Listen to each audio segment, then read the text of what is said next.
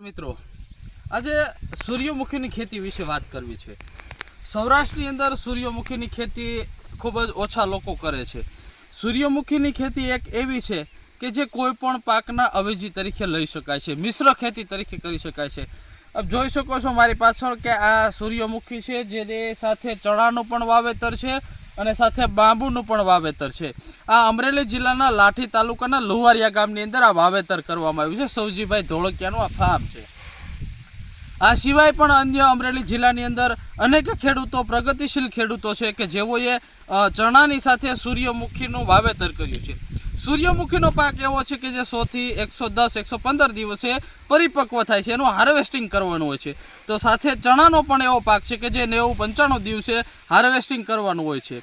તો સૂર્યમુખી એ એક પાક છે, એ અવેજી તરીકે લઈ શકાય। સૂર્યમુખીનું એક ફૂલ છે જેની અંદર 500 થી 800 ગ્રામ સુધીનું વજન હોય છે। પછી તમે જે સાઇઝમાં, જે માપની અંદર જેવી તમારી સેવા ચાકરી, જેવું એનું ખાતર અને બિયારણ આપો એ ઉપર એનું ઉત્પાદન વધતું હોય છે।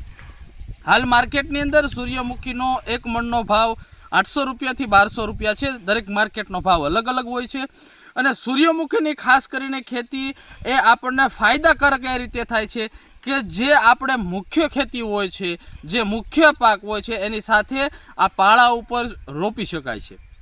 આનો ખર્ચ નથી। આનો બિયારણનો ભાવ 1 કિલોનો મિનિમમ 40 રૂપિયાથી 50 રૂપિયા હોય છે। અને દરેક ખેડૂતો જો આવી રીતે આ સૂર્યમુખીની ખેતી છે, દરેક પાકની સાથે અવેજીમાં જો વાવે તો તેને મુખ્ય ખર્ચ, જે મુખ્ય પાકનો હોય છે, એ ખર્ચ છે એ આ એક સૂર્યમુખી એની ગરજ સારતા હોય છે। જોઈ શકો તમે આ સૂર્યમુખીના એક એક ફૂલ છે, એ એક એક ફૂલનો વજન અત્યારે જોઈ શકાય કે 600-700 ગ્રામ સુધીના થઈ ગયા છે। આ સૂર્યમુખીના જે ફૂલ છે એ એની સાઇઝની વાત કરીએ તો સાઇઝ અંદાજિત 4 થી 5 ફૂટ જેટલી સાઇઝમાં રાખવામાં આવેલા છે। આ સૂર્યમુખીનો નાનો છોડનું નાનું ફૂલ છે અને જેનો વિકાસ હાલ ચાલી રહ્યો છે। પરાગનયનની પ્રક્રિયા જે મધમાખી દ્વારા થાય છે એ વિશેષ થાય છે। તમે જોઈ શકો છો કે આનો સાઇઝ છે એ બહુ મોટી હોય છે જો। અને આ ખાસ કરીને આ જો આમાંથી હાર્વેસ્ટિંગ કરી અને જો આમાંથી બી કાઢવામાં આવે, બિયારણ આ જો પરિપક્વ થાય છે, હું કેમેરામેનને કહીશ કે આપણે નજીકથી બતાવશે કે આ પરિપક્વ જો અંદર જે બિયારણ છે એ આખું પરિપક્વ થઈ ગયું છે। અને જેમ આ પરિપક્વ થતું રહે એમ એની અંદરથી આ રીતે બિયા કાઢવામાં આવતા હોય છે। આ આખો અંદરથી બ્લેક કલરનો બિયા હોય છે। હવે આ ગ્રોથ તમે જોઈ શકો છો કે આ ગ્રોથ કેટલો જોરદાર છે એમ।